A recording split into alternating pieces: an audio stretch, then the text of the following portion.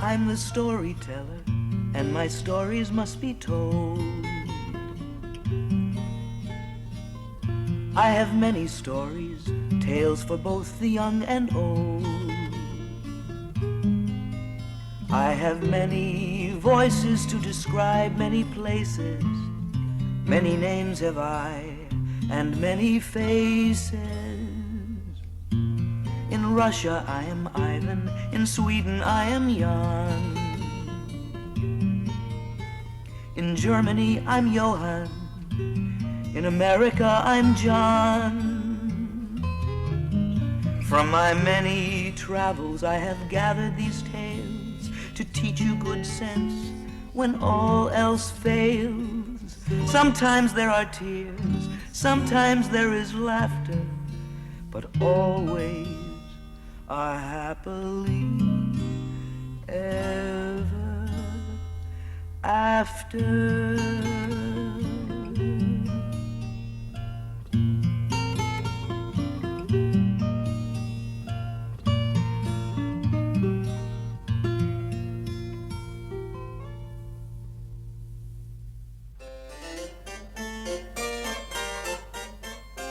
Long ago and far away, there was once a man who was rich beyond measure. He had all that he desired. But if anyone asked him what were his 3 most treasured possessions, he would answer, his 3 charming daughters. His daughters possessed everything: health, wealth, and happiness. They were all devoted to their father, who denied them nothing.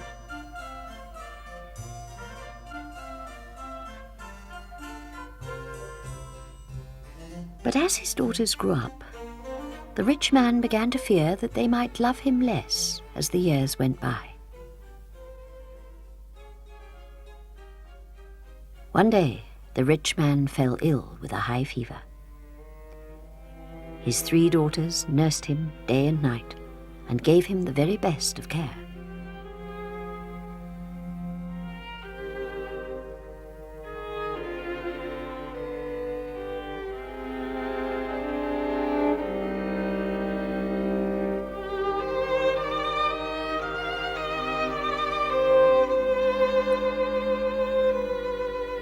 Then, one evening, the rich man woke from a feverish dream, and in great distress he rang for his daughters. They came quickly to see what he wanted. The eldest daughter offered her father a pillow, but the rich man didn't want it. The youngest daughter offered him a drink, but again the rich man shook his head. Then the middle daughter offered to read to him, but the rich man had no wish to be read to. So what did he want? The rich man beckoned to his youngest daughter. He wanted to know how much she loved him. She replied that she loved him as she loved life. The rich man was very pleased. Then he asked his eldest daughter how much she loved him. She smiled and told him that she loved him better than all the world. This also made the rich man very happy. Then he turned to his middle daughter and asked how much she loved him, but when she declared that she loved him as fresh meat loves salt, he was very angry and cried out that then she didn't love him at all. Was this all the reward he got for years of loving care? What a cruel, ungrateful girl.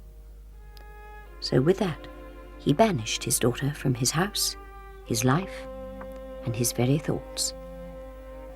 His poor daughter left the bedside in tears. Her sisters tried to comfort her as she went to the door and, in great distress, left her father's house and walked through the dark forest, not knowing where she was going or what she was going to do.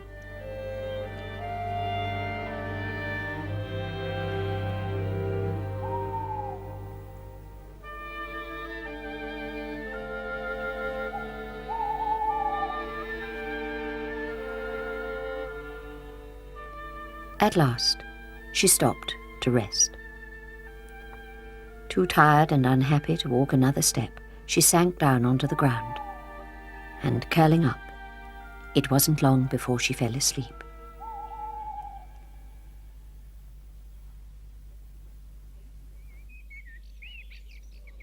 When she woke the next morning, the sun was shining and the birds were singing.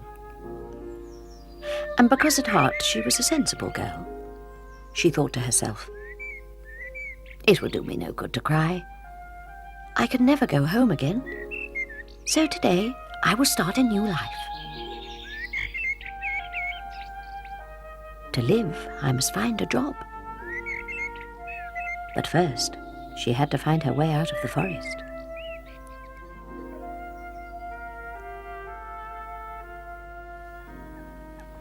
She walked on until she came to a great lake. The water looked cool and inviting, so she decided to rest there.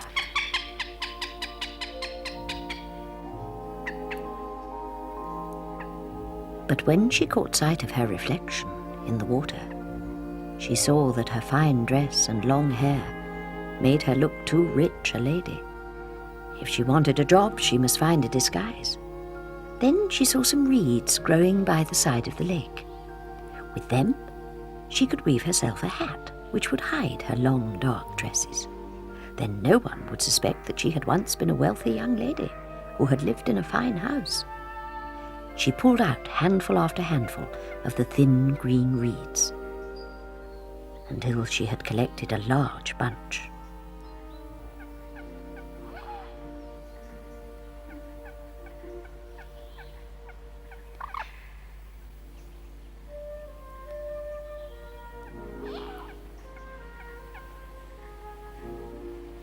But she still needed something to hide her fine dress.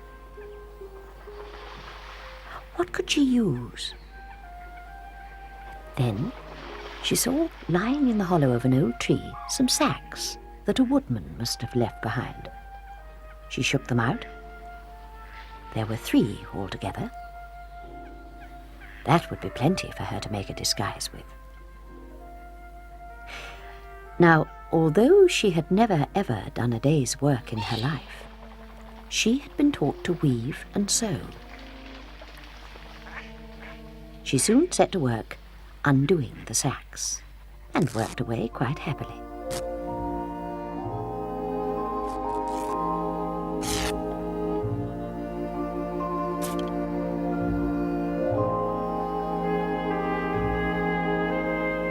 Soon she had shaped an arm.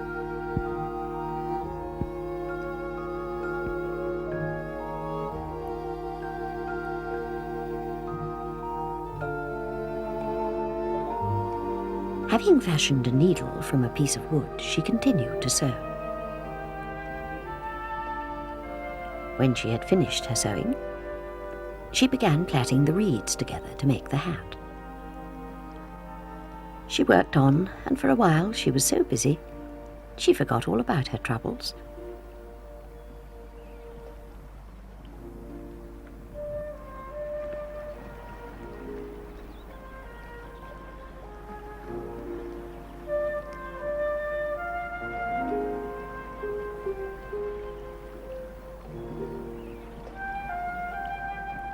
At last, the hat was finished. She tried it on. It fitted perfectly, and there was plenty of room inside it for her to hide her hair. When the hat was in place, she tried the rest of her disguise on. The sack coat did indeed hide her fine dress. No longer did she look like a rich young lady.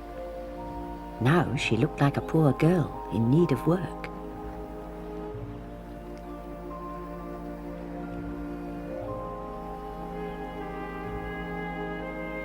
Away she hurried.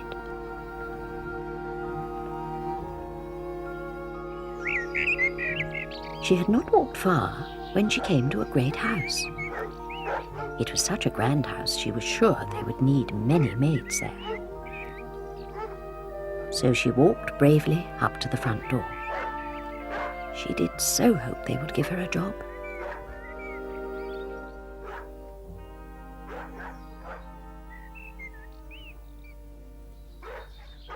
She knocked gently,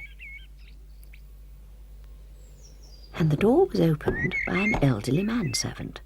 "Yes," he said gruffly. "Oh, excuse me, but I wonder if your mistress has need of a maid? I will do any work. I ask only for a little food and shelter." The manservant answered shortly, "If you can wash pans and scrub floors, then you can stay." She was overjoyed.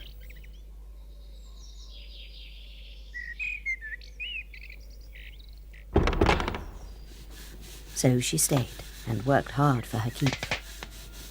The floors had never been so sparkling clean, and the pots and pans had never shone so bright. And because none of the servants knew her name, they called her ORushes, after the hat she always wore.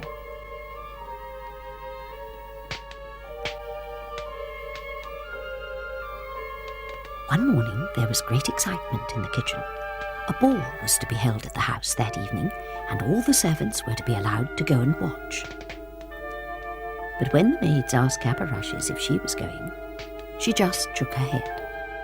She was too tired and would rather go to bed. The maids chattered on, thinking how ORushes would miss all the fun. But Cap just smiled. That night, when all the other maids had gone down to the ballroom, ORushes washed herself, and then, taking off her sack coat and hat, she tidied herself up.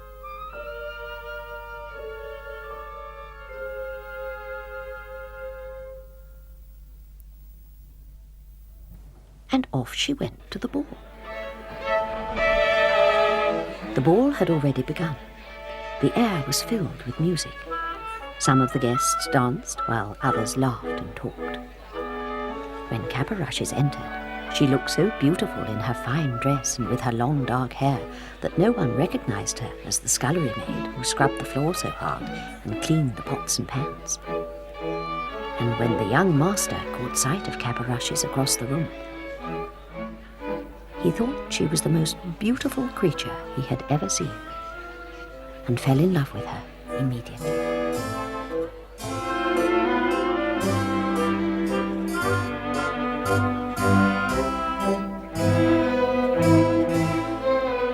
ORushes looked radiant, for she so loved to dance, and she did find the young man quite enchanting. And the young master was quite bewitched, and would dance with no other. The maids wondered who the beautiful young lady was, and so did the young master. But ORushes would tell him nothing about herself, not even her name. Knowing that she must leave the ball before the others, ORushes waited until the young master was called away. And then she slipped quickly out. The young master was most upset to see that the beautiful lady had gone, for he knew no way of finding her again. ORushes was safely in bed when the other maids returned from the ball, and though her heart was beating so hard she was sure that they would hear, she pretended to be asleep. In the kitchen the next morning, the maids were chattering in great excitement. ORushes listened as they talked about the beautiful young lady who had danced with the young master all evening. No one, not even the master, knew who she was or where she came from. There was to be another ball next week. Perhaps she would return then. ORushes said nothing, but smiled. The evening of the ball came round again.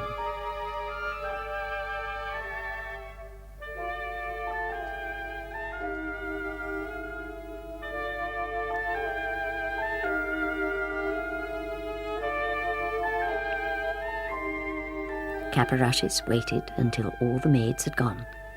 Then she took off her disguise and made her way to the ballroom. No sooner had ORushes appeared than the young master presented himself. Again, the couple danced together all evening. ORushes looked so radiant that the young man could not take his eyes off her. He tried to discover who ORushes was, but she would tell him nothing about herself. All the other guests also wondered who the mysterious young lady was. ORushes and the young master danced on. ORushes so wished she could tell the young master her secret, but she knew she mustn't.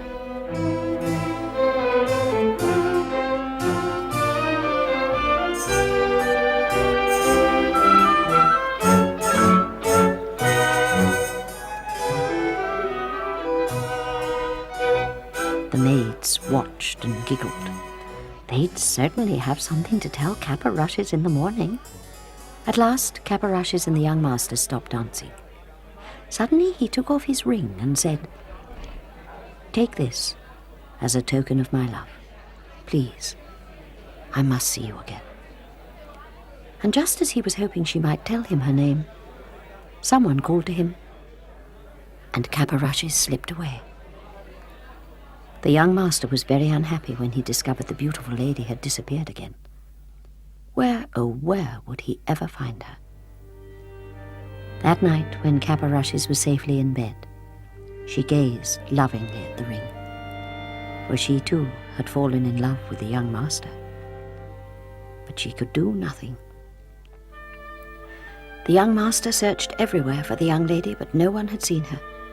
In his despair, the young man took to his bed, and each day grew weaker and weaker. There was great sorrow in the house. When ORushes heard of the young master's illness, she came quickly to the cook and asked if she might help. "Make some soup for the master," said the cook. ORushes, happy to do something, prepared some vegetable soup for the young master. Somehow she had to get a message to him, for she could not bear to think of him dying of a broken heart. Busily she worked away, and soon the soup was cooking. Now she knew what she must do. When no one was looking, she quickly took out the master's ring. Knowing there was no other way to get a message to him, ORushes dropped the ring into the soup, and then took up the tray. She gave the tray to the cook, who was to take it up to the young master's room.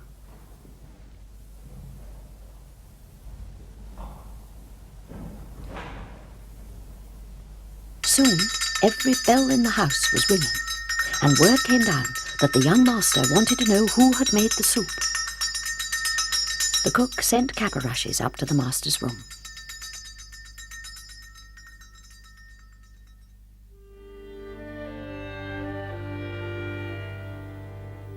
The young master was sitting pale and listless in a chair when ORushes entered. "Come closer," ordered the young master. "Did you prepare the soup?" he asked. "Yes," said ORushes. "Then where did you get this ring?" ORushes said very softly, "The person I love gave it to me."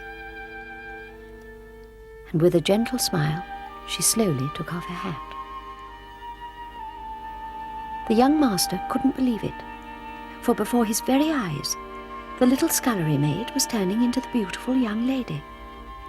All the time he had been searching for her, she had been under his very own roof. At last, he had found his true love, and never again would he let her out of his sight. It made no difference to him if she were a scullery maid or a princess. They would never be parted again.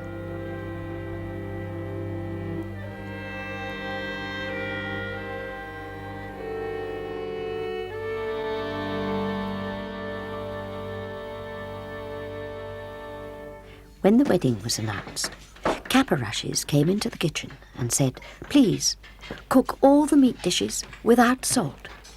The cook was shocked.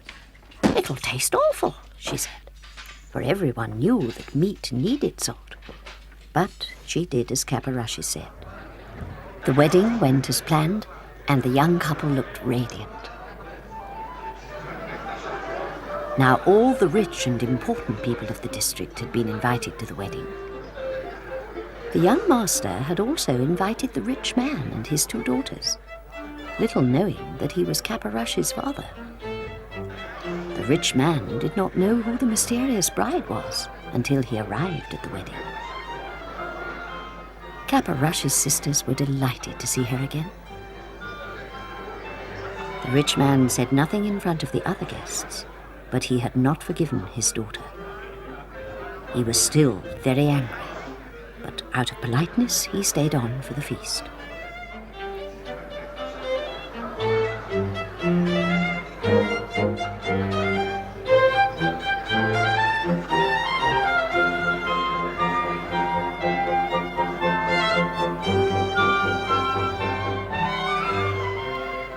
Poor ORushes did so want to be reunited with her father.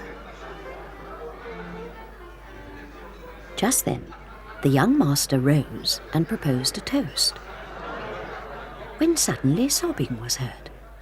It was the rich man. All the guests stared. "What's the matter?" one asked.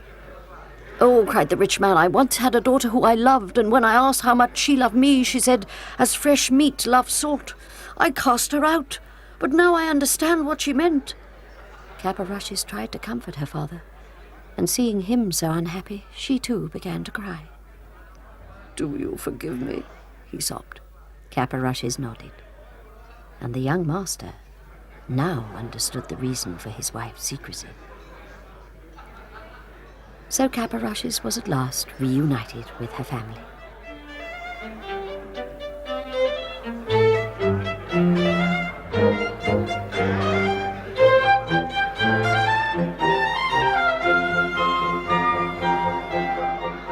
All the offending meat dishes were removed from the table, and delicious new fare brought in.